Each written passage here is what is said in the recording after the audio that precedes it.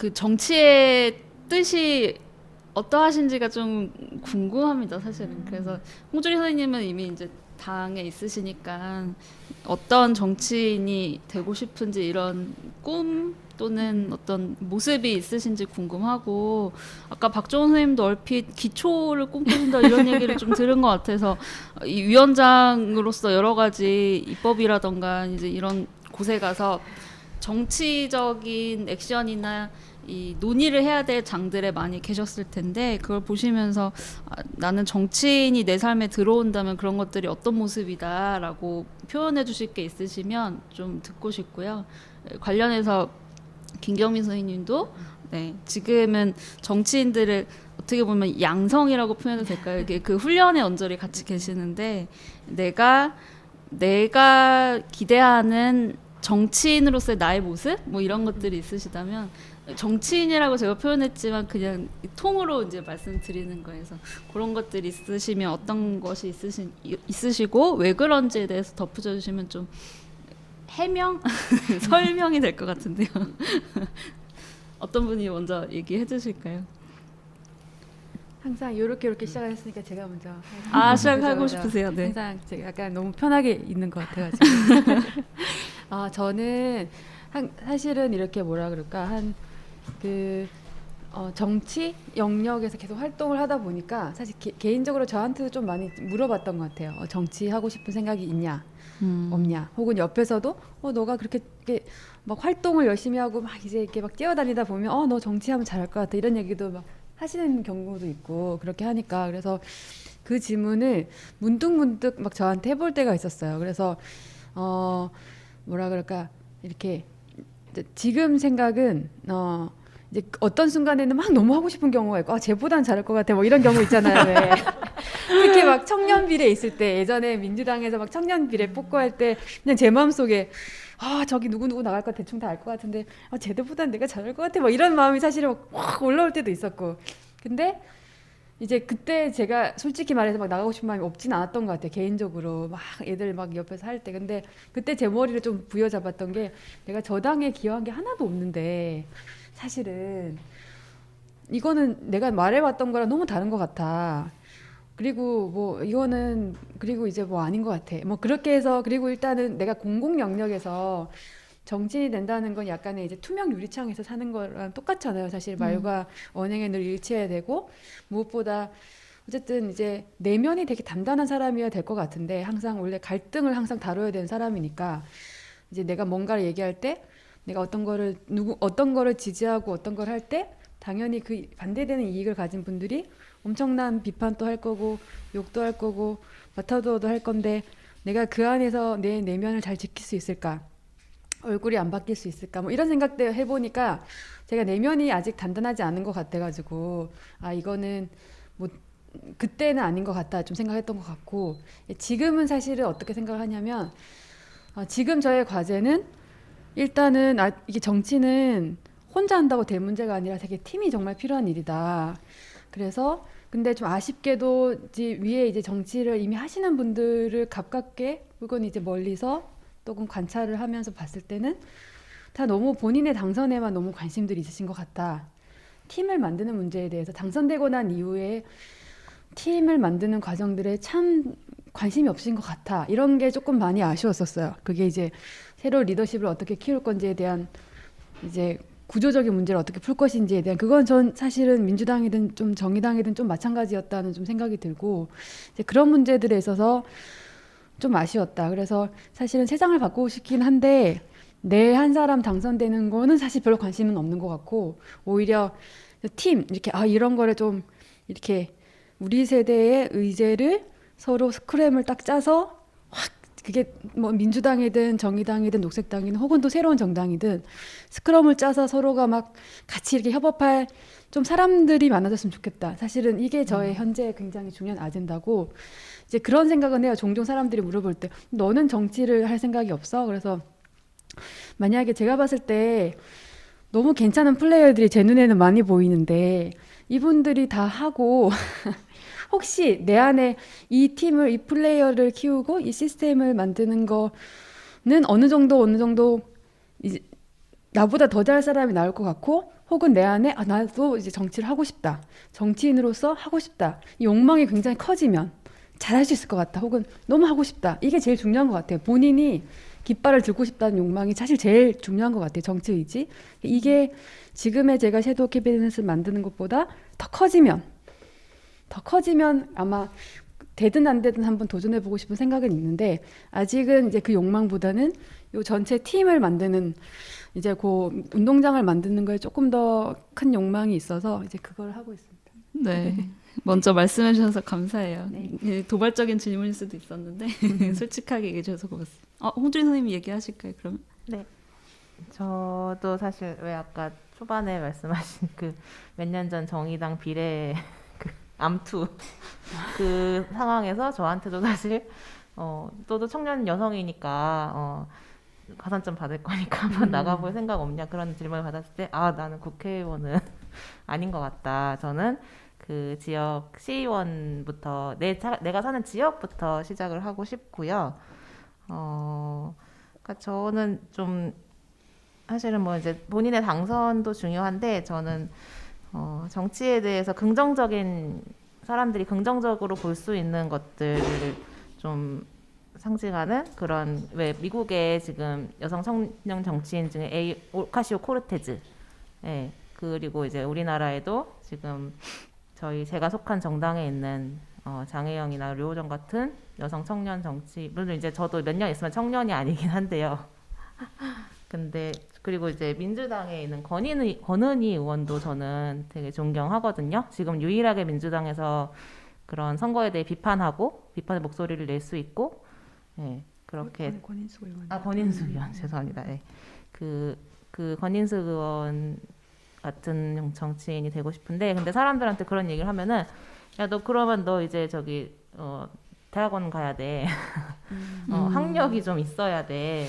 그러는데 나는 학력으로는 이제 아까 학연 지원 그런 걸 말씀하시는 것 같은데, 그래서 뭐 강원대 가야 되나? 네, 그런 생각을 했다가 아닌 것 같아. 저는 사실 이제는 그런 뭔가 제가 자격증을 따는 그런 거는 좀 아닌 것 같고요. 지역에서 그 현장에서 저도 이렇게 현장에서 뭔가 내가 이루는 성취가 있어. 그 장혜영 의원이 그랬고, 자기 그 장애인 인권이란 그 분야에서 어떤 인정을 받았기 때문에 지금도 잘 해내고 있는 것 같고, 그리고 사실 여성 정치인이라고 하기 때문에 청년 여성 정치인이기 때문에 더 많이 비판받고 더 많이 노출되는 지점도 있는 것 같아요.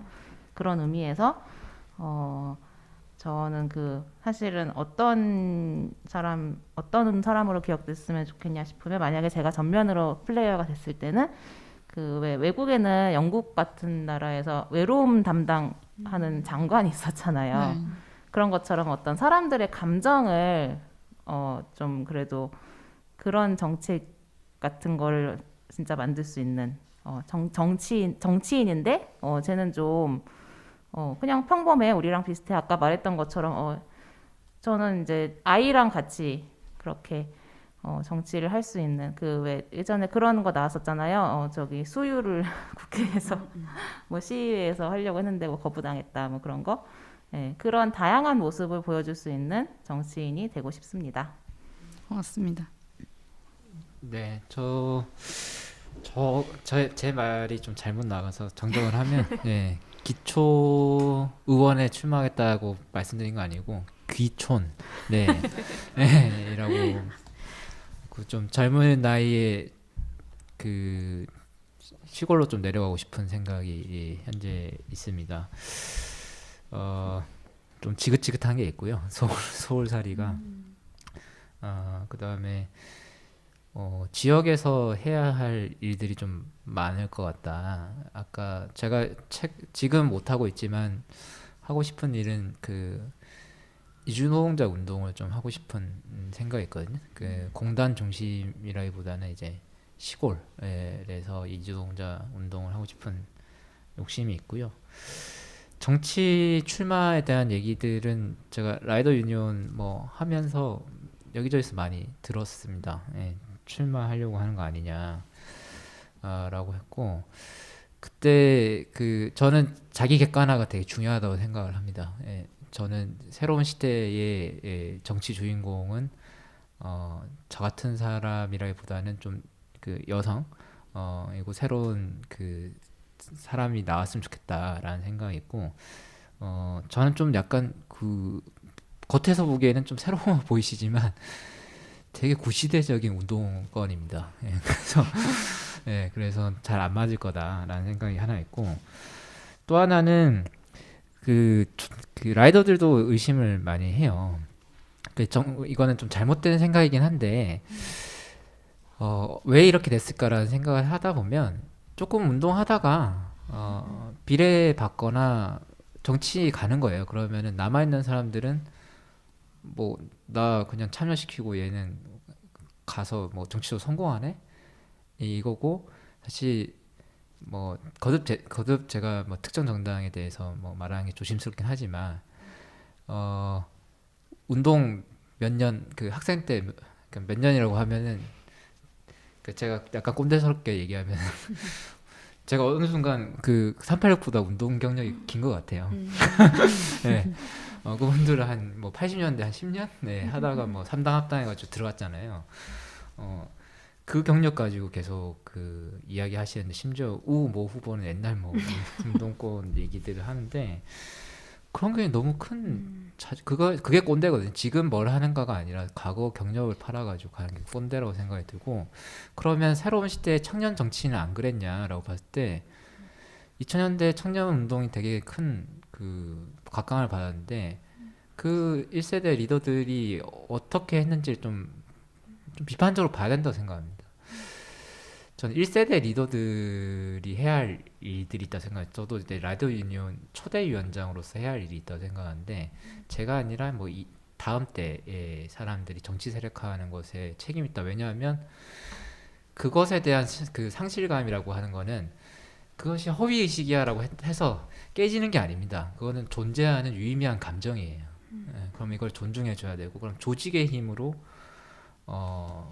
정치적으로 갈 수 있다는 걸 좀 보여줘야 된다. 저는 그런 역할을 하는 것이 맞다라는 생각이 들고요. 더 나아가서 말씀드리면 정치를 협소하게 이해하면 안 된다라고 말씀드리겠습니다. 제가 얘기하는 건 오히려 정치 순수주의는 아닙니다. 정치가 국회에서만 벌어지는 것이 아닙니다. 여의도나 뭐 청와대에서만 정치가 있는 건 결코 아니고 청와대나 여의도로 가기까지 의제를 나르는 사람들이 분명히 있는 거거든요. 근데 그 속 키우는 사람들이 없는 이거는 요즘 동물권 운동인데 그 의제를 만드는 사람들이 점점 사라져요. 그래서 지금 청년 세대 담론도 저는 되게 비판적입니다. 누구나 뭐 심상정 노회찬을 꿈꾸는데 그들이 했던 것과 다른 거거든요.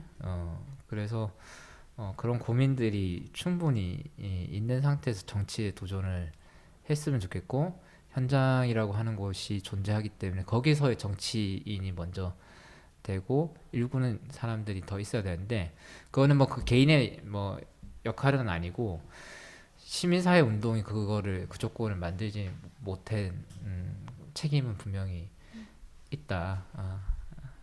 저도 책임이 있죠. 예, 그런 생각은 있습니다. 왜냐하면 저도 꼰대예요. 되게 권위적이고 운동하다 보면 왜냐면 성과를 내야 되고 그럼 동료들한테 야 뭐 며칠까지 해야 돼, 뭐 내일 아침 뭐 당장 해야 돼 이렇게 하면은 당연히 가로를 하는 거죠. 그러니까 그런 면들이 이제 극복 가능하게 혹은 서로 동의 가능한 기술들과 소통 기술들이 좀 부족한 면들이 있다. 우리가 그런 여러 가지 고민들을 좀 남겨봅니다. 네. 제가 살짝 좀 말씀 하나만. 네. 제가 이제 아까 그 말씀을 드리다가 하나 요거는 조금 보충을 해야겠다 이런 생각이 좀 들었는데 제가 이제 특히 이제 시민사회 베이스에서 활동하셨던 분들이 이제 정치권에 들어가시는 경로에 대해서 조금 비판을 했었잖아요. 예를 들어서 이제 그냥 바로 그냥 나중에 시민사회 활동하시고 정당은 약간 이렇게 뭐 계속 그러니까 정치권, 그러니까 정당과 정치권과 나는 조금 분리를 하셨다가 이제 막상 나중에 비례로 들어가시는 모습 이거에 대해서 되게 비판을 했던 건데 저는 한편으로 사실은 어떤 시민사회 운동하셨던 분들이 어떤 지역 기반에 당선되기는 사실 쉽지는 않은 직업이다. 왜냐하면 내 국가 전체적인 의제를 가지고 고민하시는 분들이야. 뭐 노동 이슈든 아니면은 뭐 평화 이슈든 인권 이슈든 이런 분들은 그 어떤 부문의 영역으로 부문을 대표하는 영역, 그 어떤 이제 비례나 이런 걸로 들어간 게 참 맞다라고 생각은 하는데, 그런데 제가 이제 비판했던 포인트는 이 시민운동과 정당의 활동이 마치 분리되어 있는 것처럼 활동하시다가 갑자기 쏙 들어가시는 모습에 대해서 비판을 했던 거거든요. 아까 그 비판의 본질은.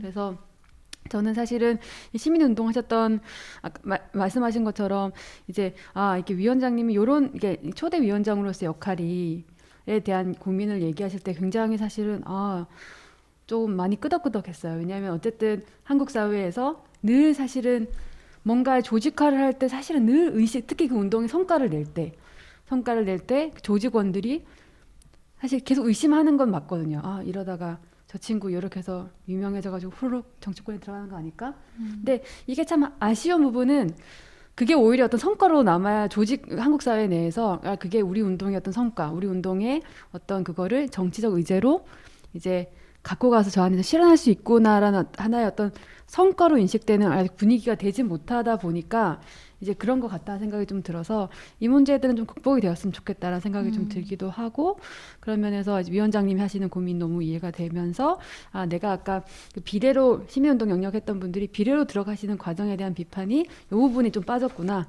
싶어서 한 번 더 말씀을 좀 드렸습니다. 네. 네, 집중해 주셔서 감사합니다. 저희가 질문 하나 앞두고 있는데요. 질문 네 번째 거. 질문 자체가 조금 길었습니다. 왜냐하면 이 질문을 하고 싶은데 지속가능 발전 목표들 17가지를 쭉 보면서 거기에 평화, 비폭력 이런 단어들도 숨어 있어서 저희도 거기에 계속 관심을 두고 있었고 2015년에 이제 발표된 것들인데 그중에 이제 목표 16번을 읽어보면요. 지속가능 발전을 위해서 모든 형태의 폭력을 감소시키고 아동에 대한 학대, 평등한 사회, 불법 자금 무기거래 감소, 투명한 제도, 폭력 예방 및 테러와 범죄 퇴치를 위한 국제협력, 이거에 대한 내용이 이제 담겨 있는 항목인데 이것을 보면서 우리는 뭘 할 수 있을까? 어떻게 일상의 정치 영역에서 이것들을 어떻게 같이 지속 가능한 발전에 발맞춰서 풀어갈 수 있을까? 무엇을 해볼 수 있을까? 이런 것들이 좀 궁금하더라고요. 그래서 어떠한 생각들, 아이디어들이 있으신지 편하게 몇 가지 던져주시면 그거에 저희가 들으면서 또 연결 지으면서 더 깊이 생각해 볼 수 있을 것 같아서요. 질문을 드려봤습니다. 혹시 홍주리 선생님 먼저 가능하실까요? 저는 4번 질문이 너무 어려웠는데 그냥 할게요. 네. 이따가 또 추가해서 네, 발언하실 수 있으시니까요. 할 수 있으니까. 감사합니다. 사실 지금 여성주의 페미니즘과 관련해서도 비슷한 것 같아요. 이런 이상적인 것들은 너무나 사람들이 다들 동의를 하고 있는데 이거를 실제 연관시키는 게 사실은 안 되거든요. 그래서 그게 원인이 뭘까? 저는 계속 그런 거에 대한 질문이 있는데 그래서 제가 작년부터 이제 강사로 주로 특성화고나 어쨌든 중고등학교에 가가지고 이제 그냥 강의를 했어요. 특강 형식으로 2시간씩. 그러면 사실 그 학생들은 되게 잘 받아들여요. 그리고 일반 민주시민교육 같은 것도 잘 받고 이미 뭐 노조라던가 그런 환경 문제 다 기후위기 다 알고 있어요, 학생들은. 근데 사실 이게 왜 현실화가 힘들까? 그거는 이미 유권자들, 나이가 있으신 분들, 아까 뭐 꼰대라는 표현을 쓰셨지만 오히려 그분들에 대한 교육이 안 되고 있지 않나. 그렇기 때문에 현실이 바뀌지 않는 게 아닌가. 그러니까 사실은 제일 편한 거는 제가 노동인권 교육 가서도 얘기하거든요. 아니 왜 여러분이 이런 교육을 들어야 되는지 사실 나도 모르겠다. 사실 이런 교육을 들어야 될 사람들은 사업주들이고 여러분들은 자기 기본 권리만 지키시면 되고 막 근로계약서 안 쓰면 벌금 500만 원이에요. 그 소리를 학생들이 낼 수는 없잖아요. 약자니까. 네. 근데 이제 그런 게 뭔가 잘못돼 있다. 권력을 가지고 있는 사람들이 바뀌지 않는데 정말 이렇게 저 피해자들이 계속 이렇게 되는 게 안 된다는 거는, 그러니까 지금까지 운동의 방식들은 좀 그랬던 것 같아요. 우리가 피해를 입고 있다. 근데 그거를 바꾸는 거는 이제 뭐 여러 가지 노조라든가 그런 노동운동은 어쨌든 그런 형식으로 해왔는데, 사실 이제는 자본이 너무 공고히 됐고, 사실 엊그제 제가 그 스트레이트라는 방송에서 나온 쿠팡 그걸 보면서 어떻게 해야 되지? 일단 뭐 쿠팡 회원가입 다 나오고 탈퇴하고 근데 그래도 사실 이거는 진짜 어떤 기후위기라던가 뭐 이런 제가 지금 꽂혀있는 쓰레기 문제라던가 이런 거랑 똑같은 것 같아요. 소비의 단계에서는 내가 소비자의 입장에서는 안 되더라고요. 네. 어떻게 보면 소비자는 피해자거든요. 그러면 건드려야 될 거는 생산의 입장이더라고요. 그런 문제를 발생시키고 있는 가해자들, 네. 생산자들, 그거를 건드리지 않으면 이런 문제는 해결되지 않는데, 근데 그건 그럼 누가 해야 되냐? 정부가 해야 된다고. 그러니까 약간 이제 이거는 닭이 먼저나 달걀이 먼저냐의 그건데, 그러니까 그 문제를 더 인식시켜야 될까? 사실 여태까지는 그렇게 개인이 깨달아서 연대하고 해야 된다. 근데 사실 저는 지금 작년에 내내 1년 동안 노동인권 교육을 하면서 느꼈던 게, 이제 연대는 어떻게 보면 불가능하지 않을까? 좀 이렇게 코로나 상황도 있고, 좀 연대라는 단어도 좀 옛날 단어고, 그냥 단순히 우리가 힘을 모아야 된다? 이거를 학생들한테 전달할 수가 없는 거예요, 제가. 약간 위선적인 것 같고. 왜냐하면 나도 그게 힘든데, 나도 나랑 비슷한 사람들을 만나서 뭐 정당 활동 이런 걸 하고 있지만, 사실 정당이란 데도 다 달라요, 정말. 다 이해관계가 다른 사람들인데, 옛날처럼 연대라는 표현을 쓰면 안 될 것 같다. 그래서 개인적인 차원에서는 이제는 자꾸 이제 그 가해자들, 생산자들을 그러니까 끌어내린다는 것도 어떻게 보면은 할 수 없는 거죠. 그러면은 이제 스스로 내려오게끔 분열시키고, 이런 표현을 써도 될지 모르겠지만 해커가 돼야 될까 우리가? 네. 쿠팡을 다 해킹하면 안 될까? 그럼 노동자들이 자유해지지 않을까? 조금 더 그 시스템이 사람을 관리하는 거잖아요. 그게 보면은. 네. 그러니까 좀 약간 너무 이상적이고 좀 말도 안 된다고 들리실 수 있겠지만, 사실 어떻게 보면은 진짜 우리가 당면한 현실들이 진짜 앞이 안 보여요. 저도 처음엔 되게 절망했어요. 이런 것들을 지구가 7년밖에 안 남았다는데 어떻게 해야 돼? 내가 지금 이렇게 편안하게 앉아 있어도 돼? 근데 그런 너무 커다란 문제들에 대해서는 자꾸 내가 그러면 뭐 전기를 아껴 쓰고 뭐 쓰레기 하나를 줄이고 그게 문제가 아니고 공장을 때려 부숴야 돼. 이렇게 될 수도 있는 것 같아요. 어떻게 보면 그게 더 현실적이고 빠른 해결책이 아닐까? 횡설수설했습니다. 고맙습니다. 순서를 좀 바꿔서 박종 선생님 먼저 얘기해 보실까요? 네. 네. 예상치 못했습니다. 네. 네. 중간도 한번 경험하셔야 일단 앞에 말씀을 들으면서 생각한 건데, 위선을 두려워하지 말아야 된다는 말씀을 좀 드리고 싶어요. 네, 정치인들은 정말 위선적인데 차라리 위선이라도 하는 게 낫다. 오히려 우리들이 잘하는 게 위악이거든요. 어차피 안 되고 더 악다구니를 쓰거나 이렇게 포기해버리는 위악을 많이 하는데, 어설픈 위선이 훨씬 낫습니다. 뭐 한 경험에서 조금이라도 뭐 줄인다거나. 저는 그 눈에 보이는 고기는 안 먹거든요. 얼마나 위선적입니까? 성분 내가 성분을 분석할 수는 없어. 나 그럴 자신도 없고 그 공부할 자신도 없어. 하지만 고기는 안 먹을 내가 할 수 있는 시천이야. 그러면 생선은 먹냐? 생선은 먹습니다. 생선까지 안 먹으면 먹을 게 없어. 이런 거거든요. 조합원들이 위원장이 그 고기를 안 먹으니까 매우 괴로워하면서 위원장의 권력 때문인지 모르겠지만, 네. 자기들이 이제 뭐 식당을 찾아주시거든요. 네. 저보다 한참 나이가 많으신 분들도 고기를 안 먹으니까 자기들도 이제 영양을 조금씩 미치기도 하고 고민도 하시는 거죠. 그래서 일상에서는 뭐 그런 작은 실천들을 할 수 있다. 근데 이건 전제가 있습니다. 이런 얘기를 할 수 있는 공간을 만들어내야지. 그러니까 조직이 있어야지 이게 가능하다라는 말씀을 드리고 싶습니다. 그리고 지속 가능성은 제가 또 하나 고민은 이런 비판을 하시는 분들의 지속 가능성 문제가 연결돼 있어요. 저는 앞선 위선과도 좀 맞닿아 있는데 여기 한 상을 가지고 이제 노동운동이나 시민사회 운동 들어오면 절대로 안 되십니다. 여기가말로 노동차치의 어떤 노동차치의 모든 것입니다. 제가 항상 나 언젠가 노동청에 끌려간 거 아닐까 라는 것이고 뭐 새벽에 텔레그램 하고 뭐 로그아웃 안 하잖아요. 그리고 긴급 상황이면은 뭐 긴급하게 플랜카드 뽑고 뭐 난리도 아니죠.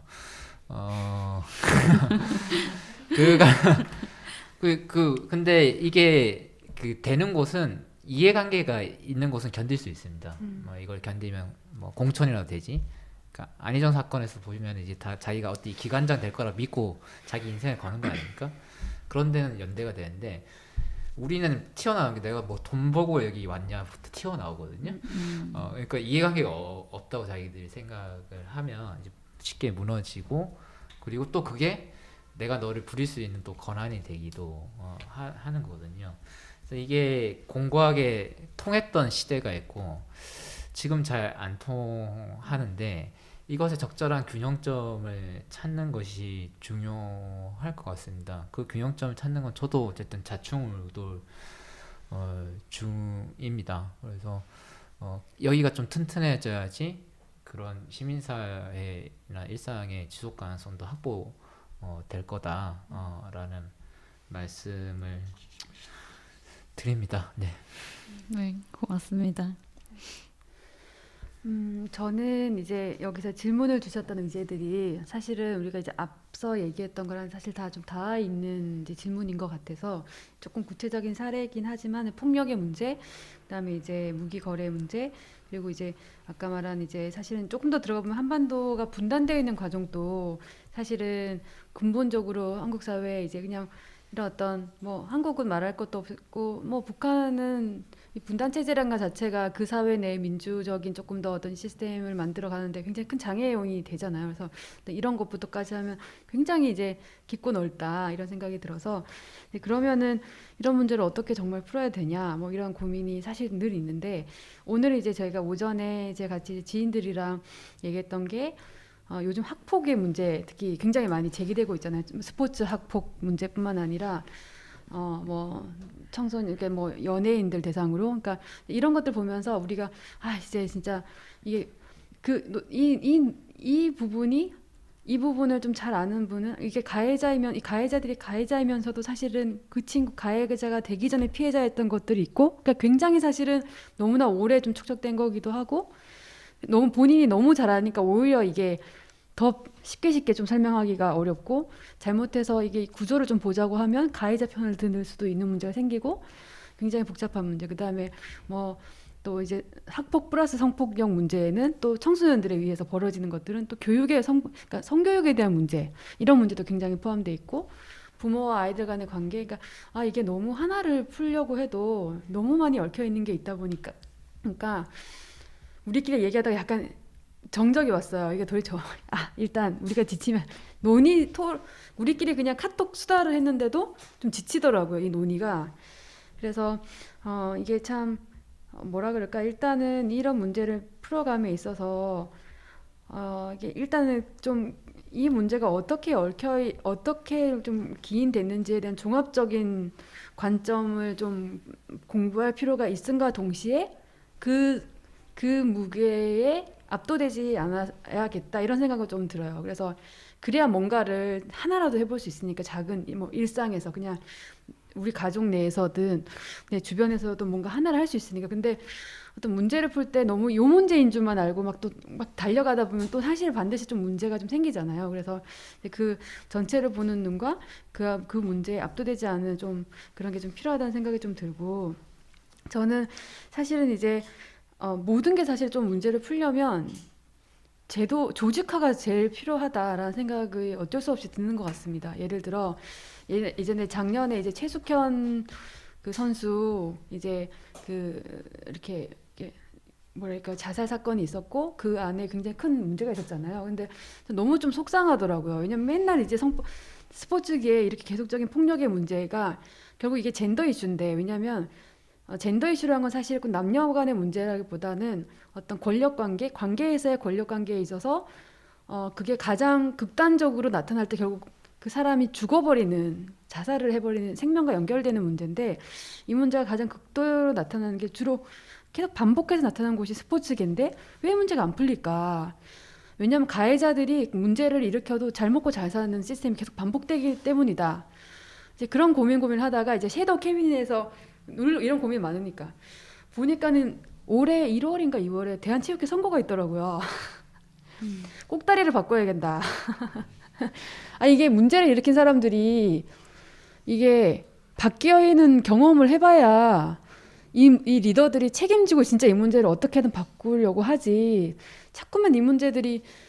그래서 이제 제가 사실은 이 대한체육회 선거를 조금 한번 셰케에서 조금 한번 해보고 싶어가지고, 혹은 이제 해본다는 의미는 떠나서 그냥 이 대한체육회 선거 자체를 좀 이슈화 시켜서 사람들이 좀 쳐다보게 하고, 선거 나가는 사람이 누군지, 그리고 혹시 선거 나갈 사람이 있는지, 혹은 시민들이 후보를 추천해서 이렇게 할 수 있는 방법이 없을까? 막 작년에 사실 여름부터 좀 찾아봤는데 어렵더라고요. 일단은 스포츠계에 있는 분들이 사실 이 문제를 좀 나가야 되는데, 스포츠에서는 본인이 조그만 문제 제기를 사실은 하면 본인의 일자리 문제가 사실은 어렵기 때문에, 그래서 이제 여러 선수들이나 좀 관계자분들 만났을 때 너무 문제의식은 공감을 하는데 조직화가 되어 있지 않다 보니 이 문제 자체가 좀 어렵더라고요. 그러면서 다들 그 얘기를 하시더라고요. 대한체육회 선거라는 거를 한 번도 생각을 못 해봤다. 사실 왜냐하면 사실 대한체육회 회장이란 직위는 어쨌든 그분은 무보수지만 뭐라 그럴까요? 이렇게 대한민국의 대한체육회 여러 가지 법, 제도, 시스템, 예산, 집행, 주요 인사권을 다 갖고 있는 사람이잖아요. 그래서 왜 선거를 우리가 생각을 못했지? 그래서 저희들끼리 막 얘기하고 미리미리 팀을 미리미리 조직화를 하자. 미리미리 체육회들끼리도 대한체육회 가입을 해야겠다. 그래서 그러니까 이런 얘기들을 좀 했거든요. 그래서 조금 어쨌든 장기적인 문제를 풀고 이렇게 하려면 결과적으로는 저는 조직화가 제일 중요하다는 생각이 들고, 그러면서 제가 좀 많이 스터디하고 있는 그룹이 미국의 이제 DSA라고 그러니까 민주적 사회주의자 그룹이라고, 샌더스 키즈들이 사실은 조직하고 있는 그룹이에요. 원래는 1970년대 미국의 이제 68 혁명이나 그 베트남 전쟁 이후에 약간 좀 반전 운동, 이런 운동이 있었을 때 거기에 사회주의자 그룹이 좀 있었던 1970년대 초반부터 좀 있었던 그룹인데, 명맥을 굉장히 근근히 유지를 하다가 2016년 아마 미국 대선 때 샌더스가 무소속으로 이제 선거를 뛰다가 어쨌든 민주당 경선에 들어왔잖아요. 그래서 샌더스가 지고, 그때 이제 샌더스를 지지했던 청년들이 이게 선거가 진짜 중요하구나. 근데 선거가 정말 중요한데 조직화가 필요하겠구나. 일단 민주당을 먹어야겠구나. 근데 먹으려면 조직화가 돼야겠구나. 이렇게 생각을 한 거예요. 그래서 샌더스가 열심히 활동하던 그 DSA 그룹에 대거 조인을 했습니다. 그래서 이제 그 그룹들이 핵심 목표는 일단 민주당 선거를 당선을 시키는 전략을 그들이 세워요. 그래서 만들어진 후보들이 AOC이고, 또 AOC뿐만 아니라 이제 이번에는 AOC가 2018년에 당선이 됐는데, 이번에 총 5명이, 이제 4명이 원래 당선이 됐다가 이번에 1명 더 엄청난 이제 그 5명이 당선이 됐고, 그 5명 하원 의원에 당선된 것뿐만 아니라 사실은 지방선거 내에서 많은 성과를 지금 이루고 있어요. 기초의원 선거 내에서. 그래서 지금 이제 원래는 5천 명이었다가 3만 명이었다가 4만 명이었다가 최근에는 8만 명 정도 조직, 그러니까 유료 회원인 이제 그 조직을 만들었는데, 사실 미국의 전체적인 그 인구수에 비해서 8만 명밖에 안 되는 그 정도의 사람이 되게 크다고 하지만 사실 작거든요. 비율로 따지면 8만 명 안 되는 친구들이 한 3, 4년 사이에 이룬 성과가 엄청난 거거든 사실은. 그래서 그 이유는 이 친구들은 우리는 조직화를 하지 않으면 안 된다. 그래서 조직화, 그 안에서 지역에서 좋은 정치를 할 만한 친구들을 발굴하고 찾고 지원하고 이제 이런 것들을 계속 하는데 결국 이제 우리가 풀고자 하는 이슈들을 의제화하고 그거를 하려면 결국 조직화가 좀 필요한 것 같다는 생각은 좀 계속 듭니다. 그게 어느 영역이든. 그래서 이제 일상에서의 개인적 실천들이 좀 모여서 집단적인 성취를 이루기 위한 방법, 그리고 이제 그걸 조직화하는 풀타임으로 조직화하는 사람들이 어느 한 순간에는 또 정치인으로서의 이제 영역을 활동하는 것도 좀 필요하다고 보고 어떤 좀 그런 고민들을 좀 계속 하면 좋겠다 이런 생각이 좀 듭니다. 고맙습니다. 혹시 이 질문 관련해서 또 추가 발언하실 분이 계시면 들어볼까요? 없으셔도 됩니다. 제가 네, 아까 예. 약간 좀 비약이 있었는데, 그러니까 왜 제가 요즘 그 학생들한테 연대하라는 말을 하기가 어렵냐면, 예전에는 그 선과 악이 너무나 분명했기 때문에 그랬는데, 예를 들어서 제가 아까 쿠팡 예를 들었잖아요. 그래서 얘들아 쿠팡 탈퇴해야 돼라고 얘기하면은 왜요? 쿠팡 싼데, 쿠팡 좋은데, 로켓 배송 편한데. 그러니까 그게 되게 더 정교해지고 더 어려워진 거예요. 이게 왜 나쁜지에 대해서 더 많이 설명해야 되고, 그리고 그 사실 설명이라는 거는, 그러니까 그러면 제가 또 그 친구들한테 계속 약간 세뇌를 하는 거잖아요. 무조건 나쁜 거야. 뭐 그렇게가 잘 안 되더라고요. 예, 그건 아까 뭐 의학보다는 위선이 낫다고 보는데, 저는 되게 그 현장에서 되게 흔들렸어요. 실제로. 이 친구들, 그리고 실제로 자기는 진짜 청소년들은 돈이 많지 않잖아요. 그래서 실제로 더 싼 값으로 물건을 사야 되는데 나는 그러면 그거밖에 못 해요 라고 했을 때, 그러면 내가 그 사람한테 해줄 수 있는 거는 이게 안 맞는 거죠. 그래서 그런 의미에서 연대가 힘들다라는 거지, 사실 다른 조직화는 얼마든지 방금 말씀하신 거, 그 미국의 사례, 민주적 사회주의자, 예, 그런 거는 사실 저는 오히려 그런 점에서는 더 분명하게 정치인한테 더 많이 후원해야 되고, 지금 그 장혜연 의원이 그 후원회장을, 그 작가를 자기랑 이제 좀 그래서 이미지에 맞다고 생각하는 이스라 작가를 후원회장으로 앉혔는데, 그것도 굉장히 파격적이고, 그래서 실제로 그 의정 보고서가 굉장히 감성 있게 나왔어요. 예, 그런 것처럼 우리도 점점 정치인한테 후원하는 것이 더 그러니까 시민단체 후원도 힘들지만 연예인에게 사실 팬덤이라는 것도 어떻게 보면은 가능하지 않을까? 네, 그런 생각을 해봅니다. 그런 의미의 연대는 저는 가능할 것 같아요. 네. 네. 혹시 더 있으실까요? 저 하나만 더. 네. 제가 아까 이제 말씀을 나누시면서 사실 딱 메모해놨던 게 있는데, 사실 우리나라 이제 이케아가 들어와가지고 이케아의 노동권 문제가 굉장히 심각하잖아요. 그 그러니까 이렇게 노동권이 열악할 수 없는 이제 사례들이 이제 막 나오더라고요. 화장실 가는 것도 막 보고해야 되고 등등. 근데 이제 그게 스웨덴 기업이잖아요. 근데 이제 스웨덴이 어떻게 보면 어쨌든 뭐랄까 노동권에 대한 굉장히 예민한, 그리고 이제 조금 어떻게 선도적인 어떤 정책들을 가지고 있는데, 이게 왜 우리나라 와서 이랬을까? 저는 그게 우리나라의 노동에 대한 기반이 그렇기 때문에 그렇다고 좀 보거든요. 사실은 그 스웨덴이 보면 이제 복지국가, 그리고 막 노동이나 이제 사민주의가 굉장히 잘 돼 있는 나라라고 하지만, 저는 이제 늘 생각하는 게 스웨덴 사람들이 착해서 혹은 인종적으로 막 더 우수한 사람이라서 절대 그런 게 아니다라고 생각을 하거든요. 이제 그 나라에서 사민주의당이 한 40년 장기 집권 제가 했던 걸로 듣는데, 그 정도 장기 집권을 하다 보니 그 재벌들이 이 나라에서 이제 기업을 하려면 그 정권의 그 정치 그룹의 여당의 정책에 같이 갈 수밖에 없기 때문에 그거를 다 받아들인 거다.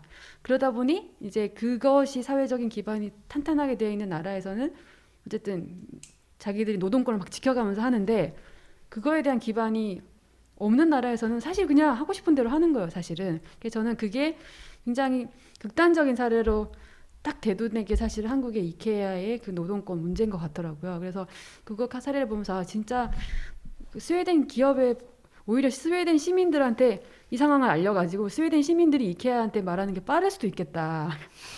솔직히 좀 그런 생각이 들어요. 워낙 스웨덴 시민들이 그렇게 많이 하거든요. 실제 자기 기업들이 외국에 가서 이상한 짓을 했을 때 그런 거에 대한 굉장히 엄격한 그런 것들이 있어가지고 그러면서 좀 저는 우리나라 노동권의 이슈가 굉장히 정말 이렇게 잘 안 돼 있다 좀 생각을 했는데, 그러니까 뭐 이런 문제를 어떻게 풀어야 할지는 사실은 뭐 정치 그룹, 뭐 노조, 시민들 다 노력을 해야겠지만 그냥 말씀 얘기 나눠 주시는 거 들으면서 그냥 이케아 사례 좀 한번 얘기하고 싶어가지고 네, 좀 나눠봤습니다. 감사합니다. 왜 이케아가 한국에서 그러는지 좀 이제 알겠네요. 저희가 준비한 질문은 다 마쳤고요. 4번까지였고 얘기를 들으면서 점점 더 평화영역에서 할 것들이 더 많겠다. 그리고 더 노력해야겠구나 이런 것들이 좀 희망이 보였어요. 왜냐하면 지금 공통적으로 말씀하시는 것들 결국에는 내가 힘든 거 지지받을 때 그럴 때 주변 사람들한테 이야기하고 또 거기에 대해서 지지와 위로도 받아야 하고 그러면서 조직도 돼야 하고 관계를 맺어나가면서 그 같이 으쌰으쌰하는 사람들 사이에서의 어떤 갈등이나 의견 차이 이런 것들도 어쨌든 소통해 나가야 되고 그런 힘을 보여주는 데 있어서 이 평화에 기반해서 움직이고 말하고 실제로 실천하고 서로 이 만남을 지속하고 관계를 맺고 이런 것들이 굉장히 중요하겠다. 이렇게 같이 힘을 모아서 이런 메시지를 이야기하고 또 이것들 그 지나는 과정을 또 같이 이제 버텨야 되는 것도 사실 있는 거잖아요. 그래서 이 플랜 P를 계속 지켜보시고 이제 독자로 계시는 분들도 오늘 참여하신 분들도 아마 이 말씀 들으시면서 평화영역에 대해서 이렇게 자꾸 연결고리를 찾게 되셨을 것 같아요. 저처럼. 그래서 오늘 말씀 되게 감사하고 마지막으로 마치면서 오늘 2시부터 이렇게 여러 가지 이야기를 해주셨거든요. 그래서 새롭게 발견하는 것들이 있었다 이런 점도 좋을 것 같고요. 지금 좀 마치려고 하니까 나한테 좀 남는 메시지 어떤 것들이 좀 있다 그런 것들이 있으시면 발언해 주시면 좋을 것 같고 근데 제가 뭐 체크해야 될 게 있을까요? 두 분이 코멘트를 좀 남겨주세요. 네, 좋습니다. 그러면 요 질문이 남아있다는 거 이제 알고 계시고 그걸 혹시 전달해 주실 수 있으실까요? 접속이 안 되는.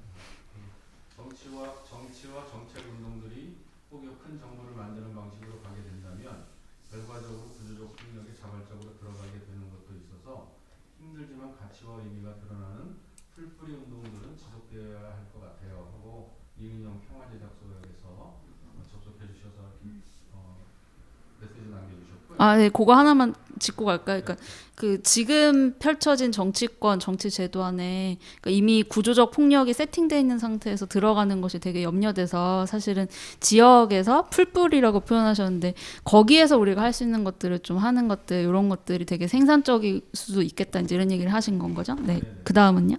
그다음에 배용화 참여자가 주셨는데 국회나 현실 정치의 정치가 국회나 현실 정치의 정치가 평화와 만나는 지점이 얼마나 있었는지 기억이 많지 않네요.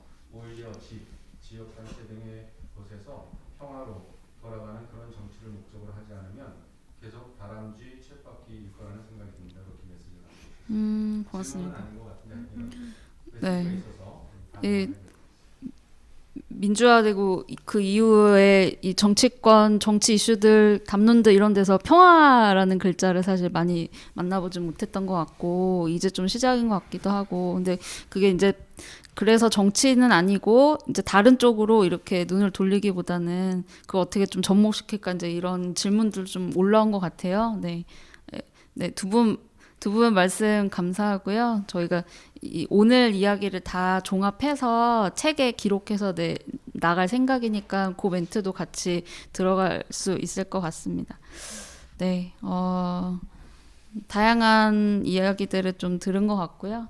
네, 그래서 이 세 분께 마지막 질문이에요. 지금 마치면서 어떤 다가오는 것들이 있으신지 더 하시고 싶은 말씀 덧붙여주셔도 좋을 것 같고요. 지금 평화저널 플랜 P 이번 포럼 주제 평화 정치 만날 수 있을까? 네, 그거에 대해서 오늘 시간을 같이 보냈습니다.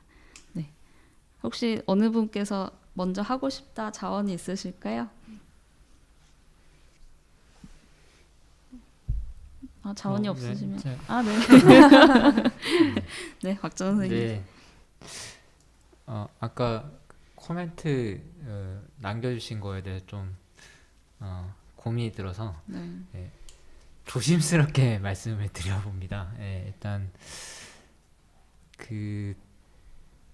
저는 대한민국의 의회나 청와대나 이런 권력 구조 그 과제가 끝난 건 아니거든요. 지방자치도 마찬가지고 거기서 할 게 훨씬 많이 남아 있다 라는 생각이 있고, 또 하나는 그 풀뿌리 운동이나 일상의 운동에 대해서 지지하는 바도 있지만 고민되는 바도 상당히 큰 상태입니다. 저 나름대로. 왜냐하면 풀뿌리라는 말도 처음 들어보는 분들을 제가 주로 만나기 때문에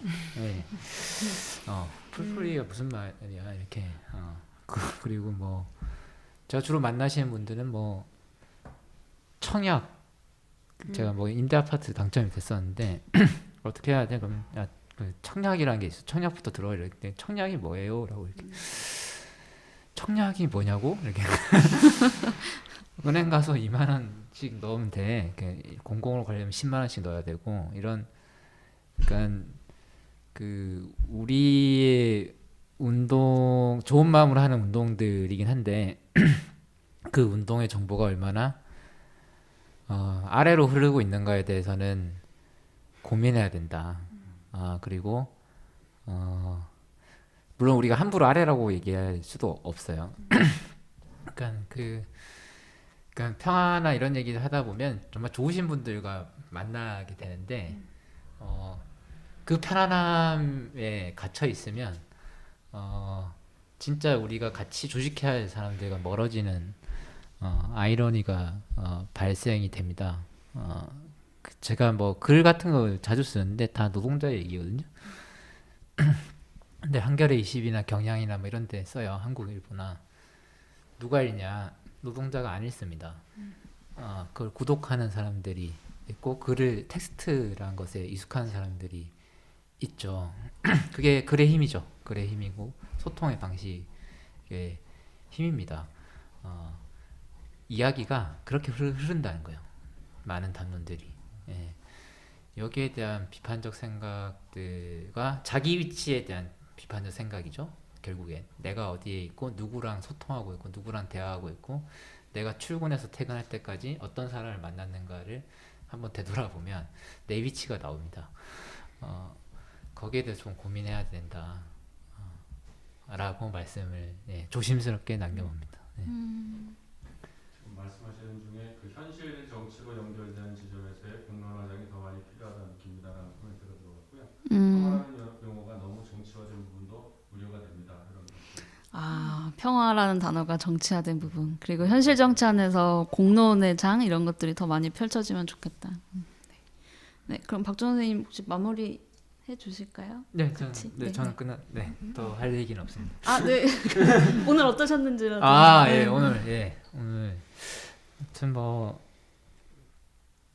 그러니까 제가 그 사전 질문지 같은 거 잘 안 읽거든요. 그러면은 죄송합니다. 일부러 안 읽으시는 것 같은데. 일부러 안 읽고, 왜냐면 사전 질문을 하면 막 생각하게 돼서 좀 자유롭게 얘기를 못 하게 돼서 잘 안 읽고 여기 와서 좀 진지하게 좀 생각들을 다시 하게 됩니다. 그래서 잠시 이제 노동운동만 한다고 잊었던 감수성을 좀 일으켜 세워야겠다.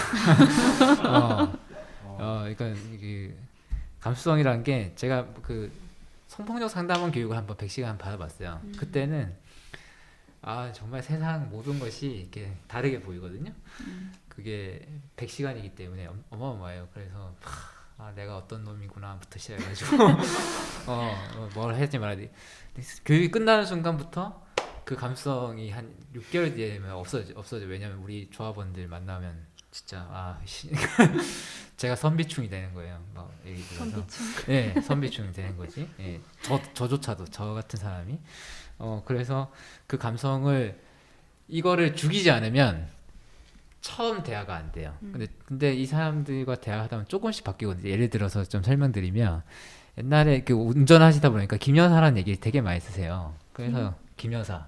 아. 네, 와 오늘도 김여사랑 박았어. 이렇게 운전을 김여사처럼 해. 그래서 그런 거 쓰지 마라라고 해서 선비충 같은 거죠. 그래서 김여사 같은 거 쓰지 말자 하면 우리 조합원들이 계속 듣다가 스트레스 받을 거 아니에요, 조합원들. 그러면 스트레스 받은 분들은 나가고 그래도 위원장이 할 말이니까 듣는 분들 남아 있는데 이분들이 생각해낸 게 그러면은 김기사 김여사라고 욕할게요라고 한 거예요. 이분 나름대로의 평등인 겁니다. 예, 그러니까 이거를 하기까지가 한 몇 개월이 걸렸던 거죠. 그래서 이 감수성을 저도 깨워야 되고 평화란 이런 얘기들을 이런 곳에서 해야 안전한 곳이 아닌, 네, 우리가 안전한 곳이 아닌 이런 곳에서도 끊임없이 해야지 이게 그 소통이 되는 거고 그래야지 저는 정치에서 미국에서 트럼프가 당선되잖아요. 그런 현상을 막을 수 있다. 라고 생각합니다. 저는 PC함을 유지해야 된다고 생각은 하지만 그것에 그 가치 있지 않대 그러면 그것이 익숙하지 않은 사람들과 어떻게 대화할 것인가를 전략적으로 계속해서 생각해야 된다. 그걸 비난으로 하고 배제하면은 우리가 나아갈 수 없다라는 말씀을 드리고 싶습니다. 네. 감사합니다. 네. 김경민 선생님. 네.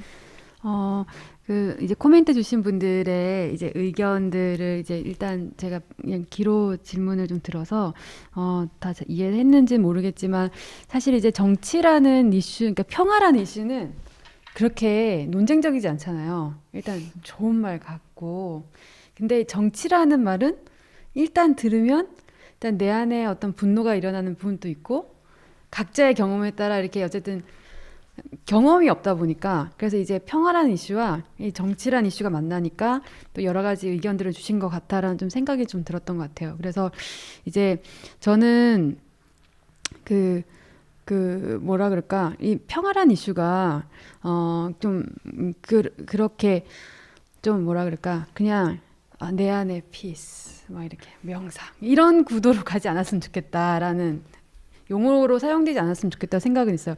사실 요즘 이제 청년들한테 요즘 이제 MZ세대 사실 명상이라는 이슈가 굉장히 크거든요. 그래서 개인의 명상의 어떤 스타트업들도 나오고 거기에 이제 일정 정도의 비용을 지불해서 이제 명상을 하는 친구들이 있는데 저는 이제 그게 한편으로는 어떤 이제 너무 구조 속에서의 본인의 분투가 너무 힘들고 어려웠기 때문에 사실은 이 문제를 뚫고 갈 내면의 힘을 키우기 위해서 명상을 친구들이 한다. 그리고 이제 개인 요즘 또 달리기나 여러 가지 개인 운동도 많이 하잖아요. 그러니까 저도 한 10년 운동하고 난 다음에 개인 시간을 가질 수 있게 됐어요. 개인 시간의 소중함. 그리고 일과 운동과 나를 좀 분리해서 소확해, 그러니까 나의 내면을 계속 지키는 과정을 하지 않으면 너무 내면이, 왜냐하면 특히 이제 사회적 이슈를 다루는 사람들은 그냥 계속 그 이슈 자체가 막 마음이 베일 때가 있거든요. 뭐 폭력의 기사를 봐도 왜 이러니 계속 마음이 서걱서걱 베이는데 그거를 본인 스스로 케어하지 않으면 어느 순간 우울감이 나를 지배하거나 절망감 혹은 굉장히 좀 마음이 닫혀 있는 거죠. 그래서 저는 이제 사실 특히나 이제 시민운동 하시거나 정치 영역이나 평화운동 하시는 분들한테 저 개인의 경험도 포함되는 건데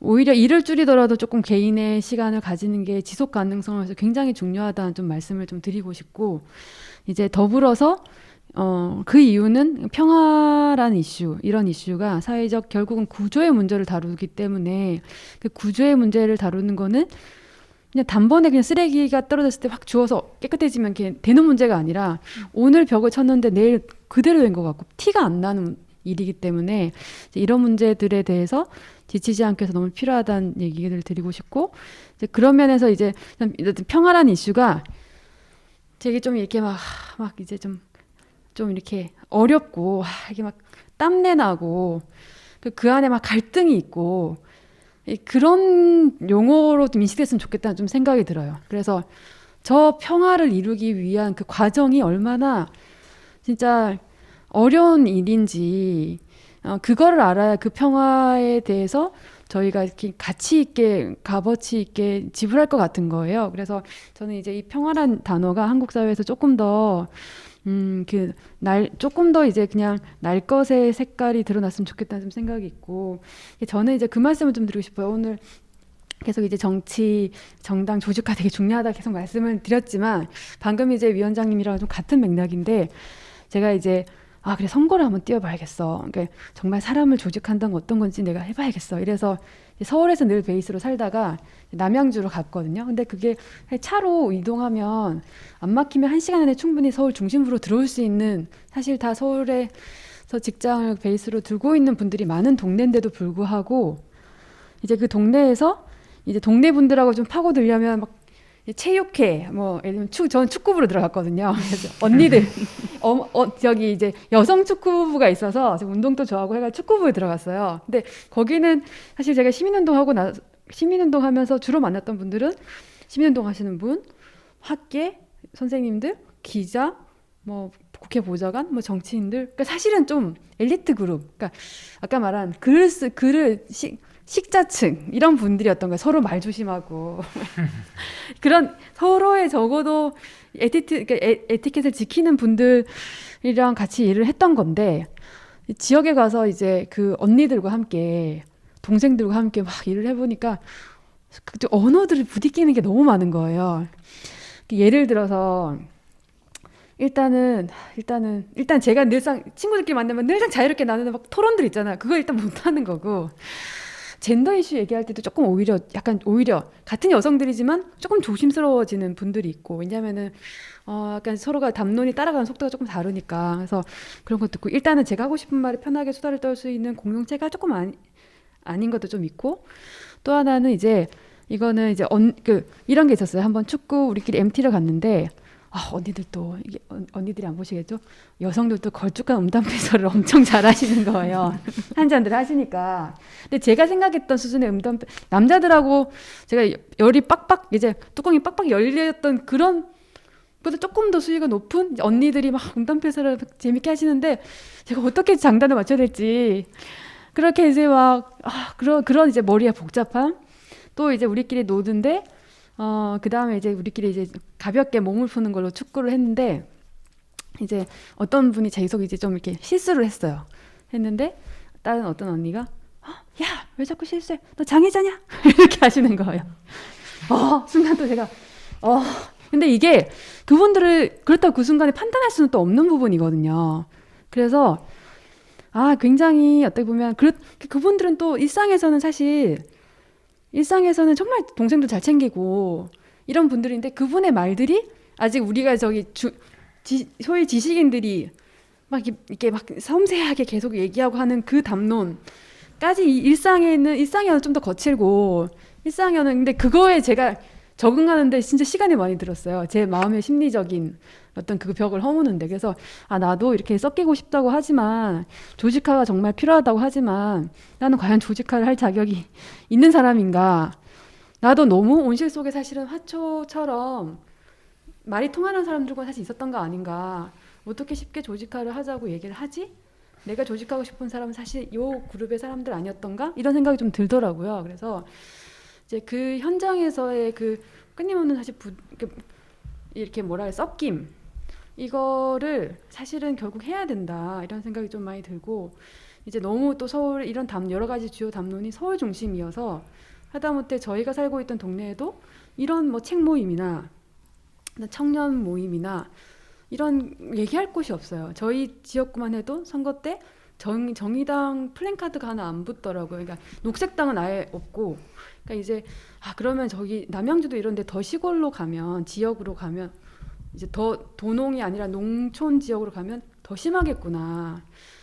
거기는 그냥 선거 때 그냥 민주당, 한나라당, 이게 국민의힘밖에 없겠구나. 거기에 담론은 훨씬 더 이렇게 척박하겠구나, 이런 생각이 좀 들어가지고, 이제 아까 말씀 기촌 얘기하셨는데 어쨌든 이런 문제도 좀 많이 고민해야 된다, 뭐 이런 생각도 들었습니다. 그래서 저 개인의 그냥 고민, 저도 사실은 지역 조직화 막 얘기 많이 했지만 저부터도 참 많이 저 자신에서 많이 좀 놀랬다.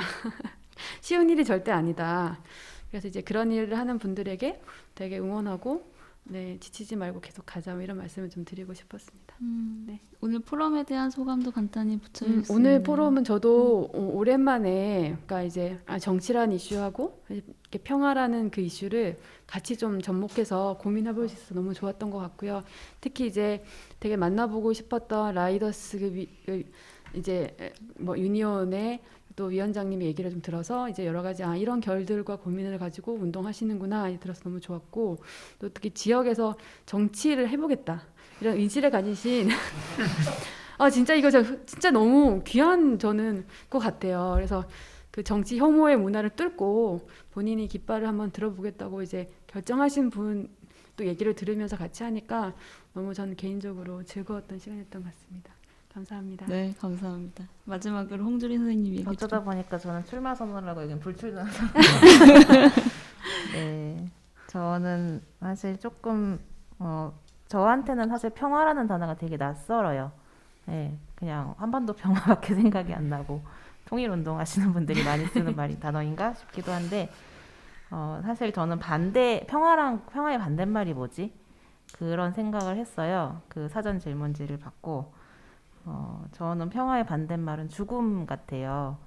근데 사실 죽음이란 것도 지금 저희 사회에서 많이 그러니까 보이지 않는데 지금 사실 자살도 많고, 그리고 이제 사회적 죽음을 스스로 선택하는 사람들이 저기 은둔형 외톨이, 히키코모리 그런 문제들도 사실 되게 크거든요. 그러니까 정말 평화랑 단어랑 정말 맞지 않는 그런 단어들이죠. 근데 그건 사실 개인의 평화가 깨져서 그렇다고 생각을 하는데 그거는 구조에서 오는 것 같아요. 그러니까 뭐 복지에서 해결하면 되는 거 아니냐 하는데 그거는 사실 복지의 단계를 이제 넘어섰다고 그런 수준이 됐다고 생각을 하고, 그거는 정치권에서 보장을 해야 한다고 생각을 하고요.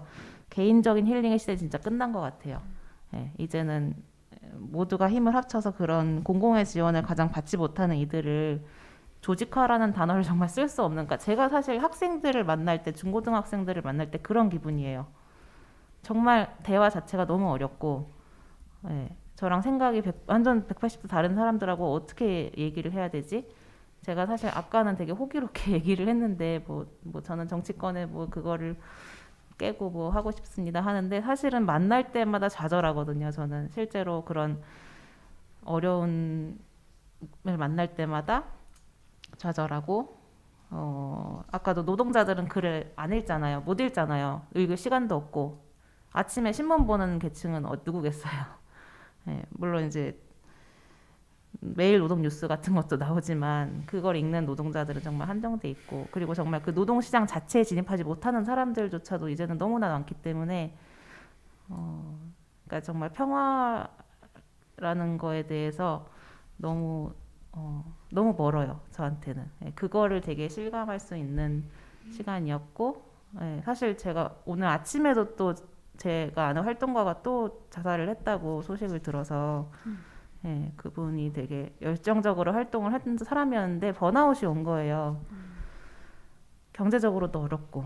네, 그러니까 그런 게 뒷받침되지 않으면, 정말 구조가 뒷받침되지 않으면 우리가 아무리 저도 이렇게 말하다가도 저도 좌절하고 번아웃 되거든요. 네, 그런 거에 대한 좀 안전장치가 좀 그게 평화가 아닐까? 네, 그런 게 좀 많아졌으면 좋겠다. 그리고 되게 자기 분야에서 각자 열심히 하시는 분들 만날 수 있어서 네, 저도 되게 의미 있는 시간이었습니다. 네, 세 분께 무엇보다 감사드립니다. 저희가 사실 이제 2호까지 나온 아주 신생 갓 태어난 잡지인데 저희가 초대했을 때 흔쾌히 또 나오시겠다고 해주셔서 이 귀한 시간 내셔서 이 자리에 참석해 주셔서 너무 감사드리고요. 오늘 시간 내서 또 온라인으로 참여해 주신 분들도 감사하고, 무엇보다 이 자리를 같이 만든 저희 팀에게도 너무 감사드리고요. 오늘 중요하고 또 진솔한 이야기들이 많이 오간 것 같아서 많이 배우게 되는 것 같습니다. 네. 앞으로도 좀 힘내서 우리가 또 하나의 지지 그룹이다라고 생각하고 네, 응원을 주고받았으면 좋겠고요. 오늘 포럼은 그러면 여기서 마치도록 하겠습니다. 오늘 고생 많으셨습니다. 감사합니다. 네, 감사합니다. 고맙습니다.